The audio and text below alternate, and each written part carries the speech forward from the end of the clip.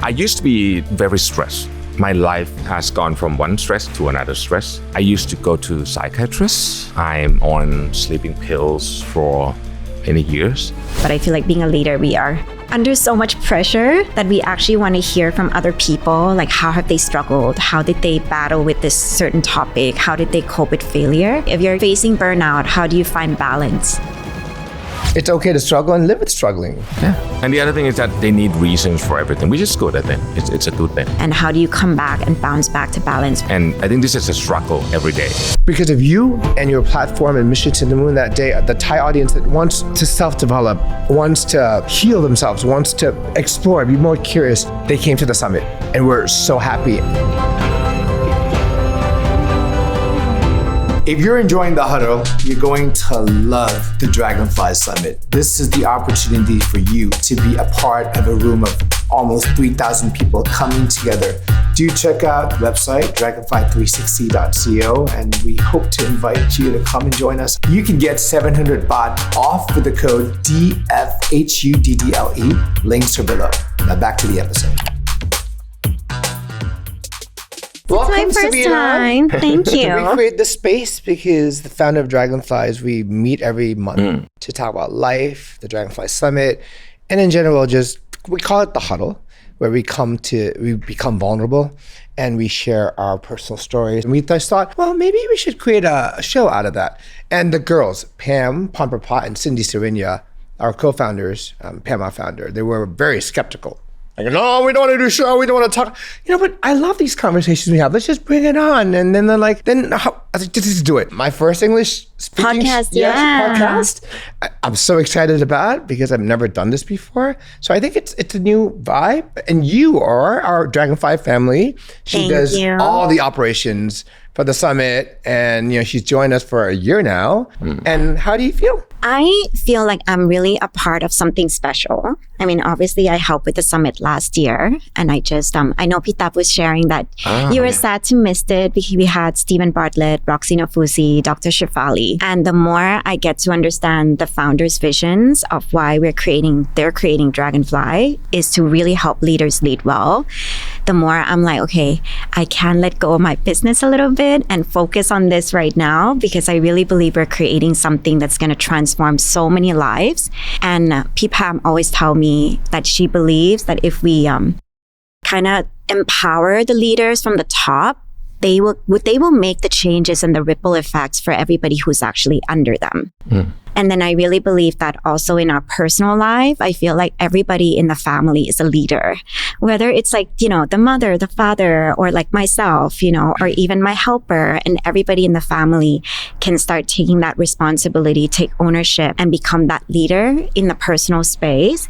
Then they're creating the beautiful ripple effect in the personal life as well. So that's what I love and admire about Dragonfly. We're so grateful to have you And that's join. why I'm invested right now in this project and kind of leading the operations. And I love that this space, the Huddle, is a space of vulnerability. Thank you for sharing. That was we're really grateful to have you. Thank you. On Dragonfly and on this podcast. A great friend for over 10 years. Yes. We've met since the day when I was like, what is Sichan? It's an old brand for cosmetics. Even I didn't even know what was Sichan. And then we did a collaboration because we did live back then. I don't know if you remember. Yeah. We met at Lex office. Rabbit's Tail. Rabbit's Tail. Yeah. And I'm like, oh, this is the Sichan guy? Oh, that's really cool. And then he started his own show. And then he created this beautiful media where during COVID time, everybody tuned in. Because in the morning, people wanted something positive, something life-changing, something more awareness in the morning. Yeah. It's good news with intention. That's the space he created, Mission to the Moon. So you had Mission to the Moon podcast. And almost every day now, you see videos coming out from Mission to the Moon with him. So much energy. Thank you. Sharing with the world. And that's why I feel like it is a privilege to have you sharing this conversation with us today. For the past half of a year, what do you find most challenging? It can be personally, or it can be about business. It can be about anything, or even the mindset shift. Maybe you have to go back a little bit further than half a year. But I used to be very stressed. My life has gone from one stress to another stress. I used to go to psychiatrists. I'm on sleeping pills for many years, which is very bad, by the way. It's clowning your brain. And for anyone who used to take sleeping pill knows that you have to increase the dose because it's not working. It's very addictive, right? So a year and a half back, I'm getting better before that, but a year and a half back, I found ice bath, which I really love. I do it almost every day. I just come from ice bath this morning, by the way. I love it very much. And I try to find why I love this so much. I just realized about 3 months ago, doing ice bath for a year, that, I know what happened. Because I change a lot. People around me said I change a lot. I'm very hot-tempered. I have a very bad temper, but right now I rarely slips. Rarely. Maybe once a week, something, or maybe even less than that. With everyone, with my team, with my kids, with everyone. I'm trying to figure this out until I read one book. Right? It said there's 2 types of stress that we have, and it's all about mindset that you look at the stress. First stress is like stress of a deer in the wildlife that have to, run from lion or tiger or whatever. So these kind of stress makes you scared. Your amygdala will like flashing fight or flight mode, stuff like that. So you kind of scared. It's a bad way of having stress. So this one is kind of not very good way of having stress. You're scared. It's a bad cycle. The other kind of stress is the stress of the lion. Lion is also stressed because they have to eat, but it's a stress of excitement per se. It's stress of, you have to catch that deer in order to get that thing. And what I realized that this is what happened in the ice bath. Because I didn't tell myself, but when we go into the ice bath, right, you have a cold shock, it's very cold. It's like you are chasing with something. But you realize, no, we'll be okay. So you breathe in, breathe out, stay with your breath. And then actually, in scientific terms, it shifts your system from sympathetic nervous system, fight or flight, into parasympathetic nervous system, which is rest and digest. So you kind of see the stress, I can control this and, lower my heart rate and be in the meditative state until the clock's kind of timers up. Now, when I do that in the morning and during the day, there's a lot of things thrown at me, right? Like situation happens, customers, whatever. It's pretty much the same thing. So your brain kind of remembers what you did in the ice bath, and then they're trying to mimic that. So my mindset shift from deer kind of stress to a lion kind of stress happened during this time I found ice bath. Nicely put. Yeah. I feel like I need to go in the ice right now. I want to go into the ice because in and out, ice bath for me. Yeah. I find it great. And like a lot of people, it's like, okay, let's do it for a few days. And then after a while, like, maybe I'm busy. Right? So I'm still in and out. There's this ice bath social club, I think. I don't remember the name. There's this ice bath club in Singapore that I went with Pipaki. I really enjoyed it so much. The community, the conversation, the 1 hour of contrast therapy. 1 hour contrast therapy. And they're opening in Bangkok soon. They're coming, well, let's go. And I'm like, why do people enjoy this? Oh, it's a community. Oh, you get to talk to people. And then they have so many different menus. Meditative, relaxing. But I get you, Rawit, because I see you in the ice.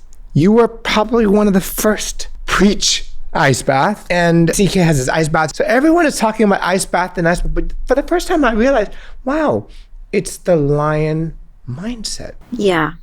That's lion so and the deer. Interesting. And so I wonder, like, what is your stress like? Is it lion or is it deer? So you know what's interesting, because I was just thinking about what you shared, and I think I've been divorced, and I for some reason I feel like I was not prepared for it, and so I feel like post-divorce I do catch myself going downward spiral, and I tend to go towards like the worst case scenario, whereas like pre-divorce I'm always like thinking positive, like a little unicorn, but I somehow managed to really also look at the reality as it is, but sometimes I really do tend to go in that downward spiral in my thoughts. And so I guess my biggest struggle in the past year is my narrative. I love that you use that word because I feel like sometimes I have to really catch myself and being like, but is it really true? Is that really gonna happen? And then I have to really catch myself not drowning in my own thoughts. And I think it affects so much on your personal life, your relationships, how you lead the team and how you show up at work. So I realized, and the funniest thing is it usually happens when I'm alone. So it's not like happening when I'm with people, but when I'm by myself and something bad or something that is not going my way happens, then I tend to go in that downward spiral. I want to ask about the history first, because some people tune in right now, maybe not in Thailand. They might not know what Sichan is. Can you share with us how did Sichan came about? Yeah, it's actually my grandfather's pharmacies. So we sell medicine, stuff like that. And I joined the pharmacy almost 20 years now, actually. It's very fast. A pharmacy? It's a pharmacy, yes. It's a pharmacy. And in that pharmacies, back in the days, we have a tiny product that we made it on the back of the stores. It's called Sichan powder, which is a very traditional powder. So I take over from there and trying to expand that. And it's kind of like, it's a very, old version of cosmetics like 50 years back. So I can try to update the product. We started from powder and then we go into other stuff like foundation, sunscreen, skincare. So right now we have like full line.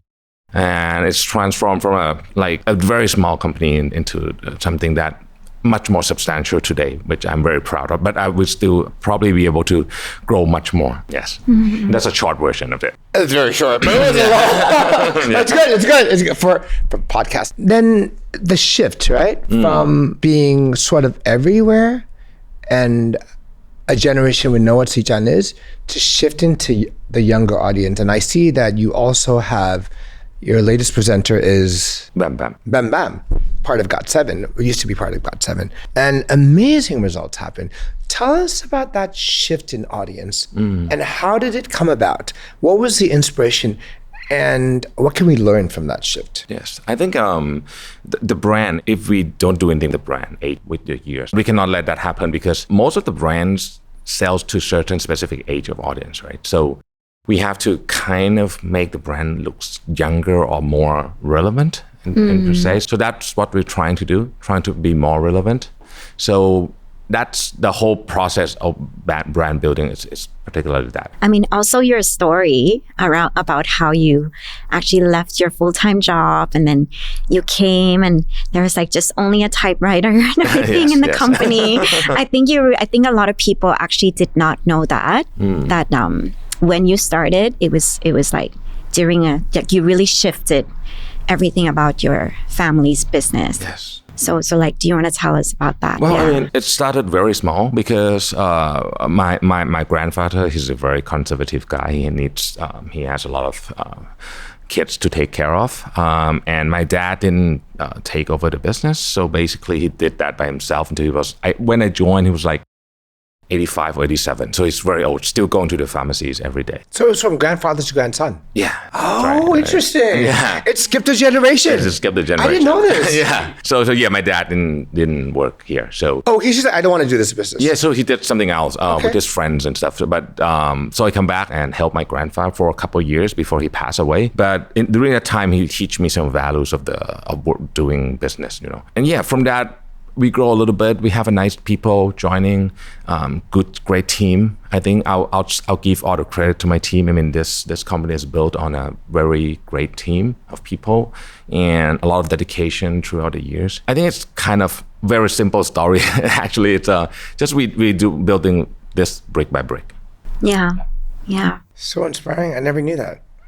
From grandfather to grandson. Yeah. What was the conversation like between you two? Because it skipped a generation. Right. It's not much of a conversation, I would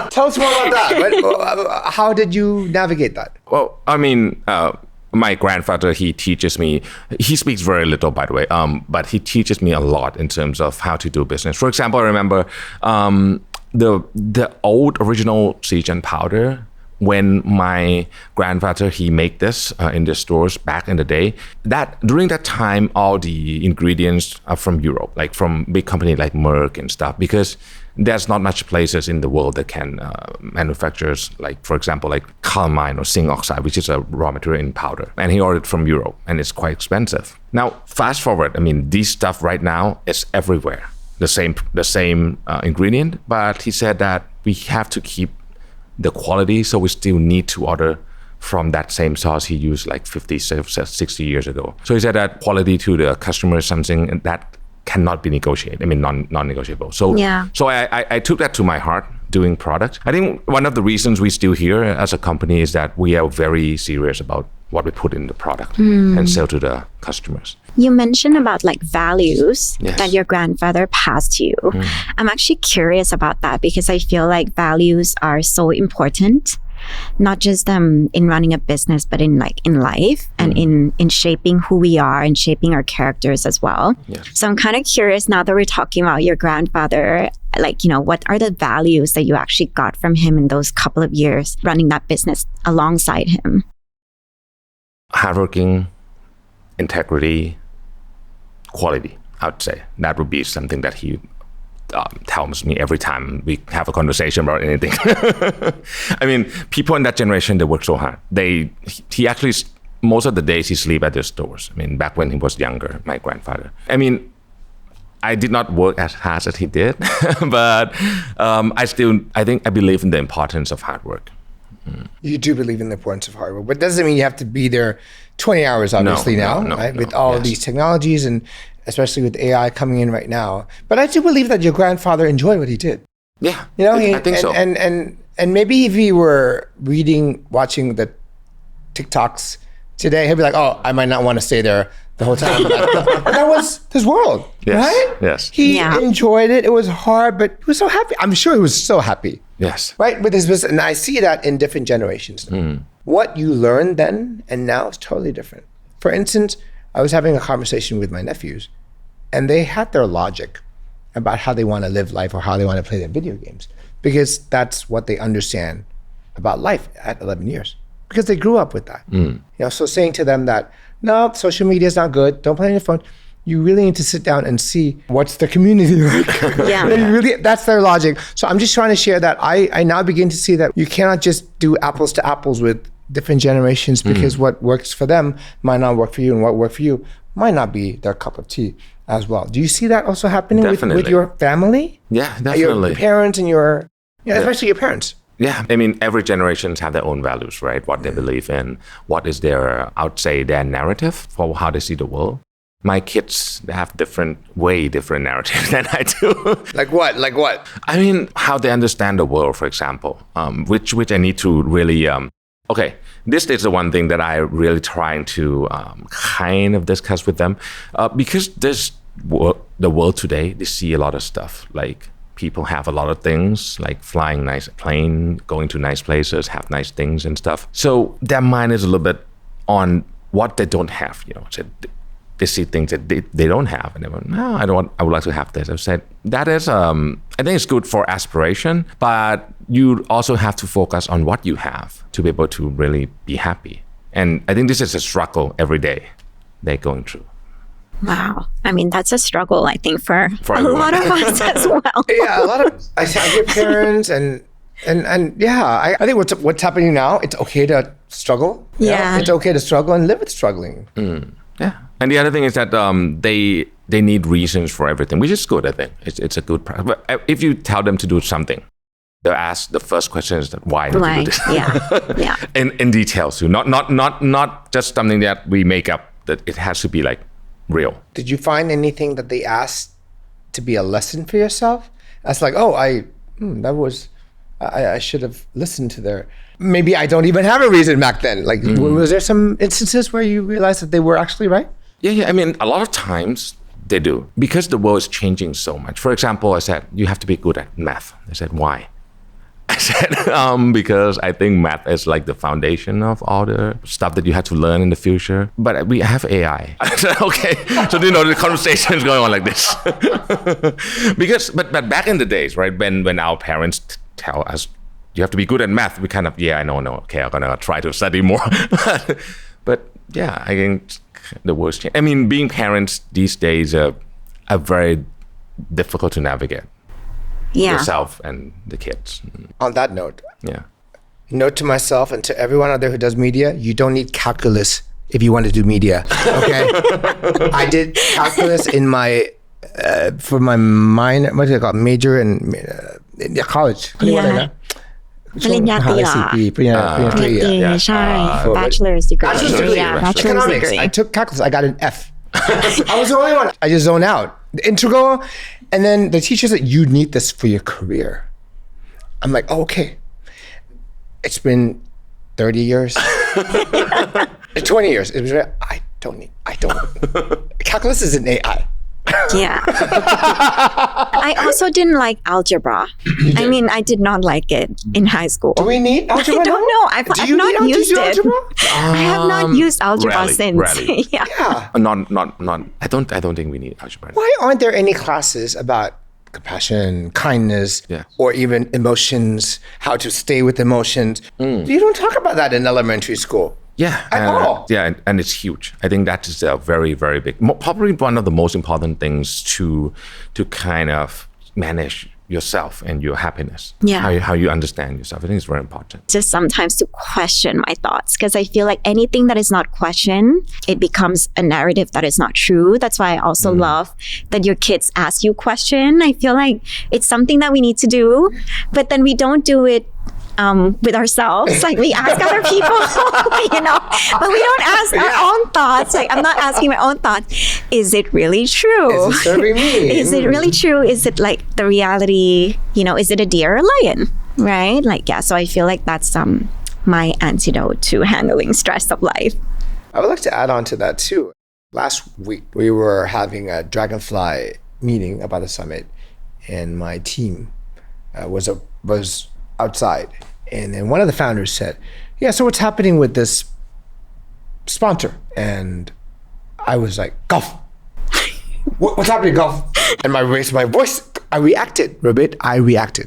I did not respond. I reacted. I felt so bad because she is super stressed already with so much work. And I see that pattern of me like shifting the blame to my team. So we had a heart to heart that day. Like, I'm really sorry. I want to be a better leader. I want to lead well. And I think this is when you're able to voice that with yourself first, because at first I was thinking, I should do that. And I've been doing that for 20 years. And if you saw me 20 years ago, have you seen Mad Unicorn? Yes. Yeah, I love that character. Yeah. I was firing people every day. In the interview, I remember they would come in. I said, "I have 1 minute. Go." This was the attitude. And I also love that character too as well. Back then that served me. But now I'm slowly seeing that, there's these traits that's embedded for so long with Sabina. Since we were young, the way that we react, the way that we snap at people. So when I listen to your story, I'm like, wow, I've learned so much that we can be a nice lion, smiling, cheering on. The softness. Yes. Yes. And I'm trying to do that. I mean, I use exactly the same word as back then when I was very angry and screaming at people, but with the monotone voice. And the result is totally different. I'm still strict and performance driven, but with a monotone voice that I don't raise the voice most of the time anymore. Yeah. So Yeah. and it's different. Yeah. It's not that you projected your anger into someone. It's just, this is what needs to be done. But with a monotone voice. That's definitely a practice. Yeah, it is. But a lot of people actually don't know. Like for me, I'm very like audible. So sound affects me a lot. Like if somebody comes to me and raising their voice, I get really affected. And so I realize that I have to be also mindful of my voice. And it's interesting that you mentioned that, because I feel like the sound and the voice actually creates the results as well. Yeah. I guess that's why we're listening to music and we're so resonating with this podcast host or this show. I just feel like the sound and the voice has so much power and impact to move people. And we just don't realize that. Like, yeah, just same words, but different delivery, right? Yeah, it's different. And you see people screaming at their chat GPT, you're so stupid, no, don't do that. They don't react, right? They're still like, thanks for the nice. Thank you so much. We need to be AI to each other. Seriously, we need to be AI to each other. And I only wish sometimes, you make me imagine there should be a device where you put it in the ears and the mouth, and then I can, Sabina, how's the summit doing? But in their heads like, Sabina, how's the summit doing? Actually, that's funny. I think more conversations about this would really help teams. Yeah. Right? Couldn't Yeah. more help teams because Yes. it's the tone, and it comes with the intention inside. Yes, the tone is very important. Very, Yeah. Even more important than the message itself. I think it's tone of delivery. I have one more thing to add about this. On my desk, there's a bronze sign. I made it to order. It said, "Shut up, listen, ask question," and it's facing me. So I put it on because I'm trying. Because I found out throughout my career that most of the people who came in and sit and talk to me, 7 or 8 out of 10, they don't even want any solutions. They just want to tell me. And then after I listened, everything's kind of ends there. The other two, they already have the solution, but they don't know where it is. So my job is not telling them what to do, but asking questions to try to dig that solution out. Because these are people that work frontline. They know their stuff much better than me. I just be trying to help them to bring out one. But in order for that to happen, I need to shut up, not speaking at all, and listen, because this is very important. And if something will come out of my mouth, the first thing would be a question, because it kind of shows that you listen to the other person. And I think that's make all the difference. I'm very happy for your journey. Thank you. I'm really happy for your journey for the past 10 years. You've transformed in so many ways. And I feel like you really help to identify as well, like the different type of stress, because I feel like you're living that too. Yes. As like running this. I'm very stressful person back then, and I thought it was good to, that's the thing that's very strange. I thought it's good. It helps drives you, but it is not. Yeah. It helps drive you to a little bit, but not much. But yeah, I can say that I'm very happy compared to 5 years ago. Wow. That's beautiful. Oh, yeah. We invited you to the Huddle because you were like the first top 5 people we want to talk to. Thank you very much. I'm really happy that Sabina is here talking as well. But we do want to share with you something that you might not know. And we want to thank you personally. We had a meeting a while ago, and we spoke about last year's ticket sales because we started last year was the first year.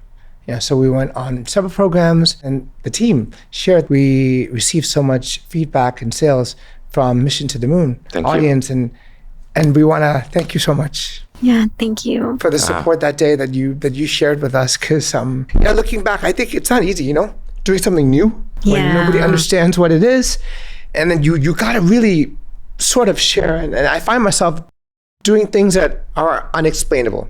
And people say, you have to be able to explain, but we're tweaking, slowly trying to explain. But I just want to share with you that because of you and your platform and Mission to the Moon that day, the Thai audience that wants to self-develop, wants to heal themselves, wants to explore, be more curious, they came to the summit. And we're so happy. And so you might not know this, but we want to thank you that you got us here. I'm so glad to hear that. Thank you. Yeah, you got us here. And we hope to get to welcome you to the summit this year. Yes, definitely. On the 27th. 27th and 28th September. I already booked mine. Yay! Because last year, I was like, there's 4 people that I love. I said I love. There's Rawit, there's New Club, our friends. And I'm like, oh my God, I invited these writers. I wish they were here. You're like the perfect audience that I'm like, I wish he was here. Yeah. So I've been like nudging him. Last year, I messaged him, you have to come tap. You have to come tap. This is for you. This is for you. Because I see all the friends that would love it. Yeah. So I'm really... You are one person that I Thank you. That's gonna join. I think last year I was traveling. I was traveling, so I missed the event. But this year I'm not gonna miss. This year you're free. Event. Yes. Before the interview, did you share with him about the speakers? Yeah, I did. Mo and Matthew and Pete Tap got already read Matthew's book, and he said it's one of like a really good book. It's a very good book. Yeah. I'm really excited about Mo Gaudat because he's known as the happiest person on earth. He went on Stephen Bartlett's Diary of a CEO podcast.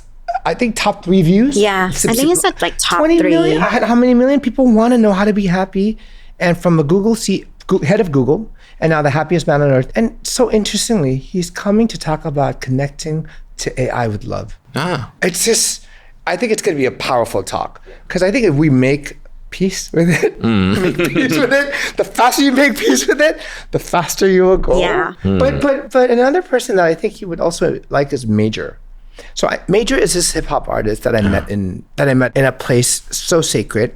He went on stage and he spoke about how he cured himself from cancer by composing music. So from being an artist, now he's a sound healer, and he's going to share sounds to make you love yourself more, to make you be more connected with people. And so it's a mix of not just talks, but a lot of frequency conversation, energy conversation, and hot and cold. And I think we're at the forefront where there should be more of these conversations as well. Thank you so much for honoring us by joining us in the Huddle today. I mean, so inspired by your shift in mindset. You really do lead well, and you lead well better by the day. And thank you, Sabrina, so much. You also lead the summit well. I'm really grateful that you joined us today as well. And I'd like to thank everyone for joining, because if you've tuned in, if you happen to watch this, then you belong here with all of us in the conversations. And thank you so much for leaving the comments and being engaged with our content as well. We'll see you again on the next one.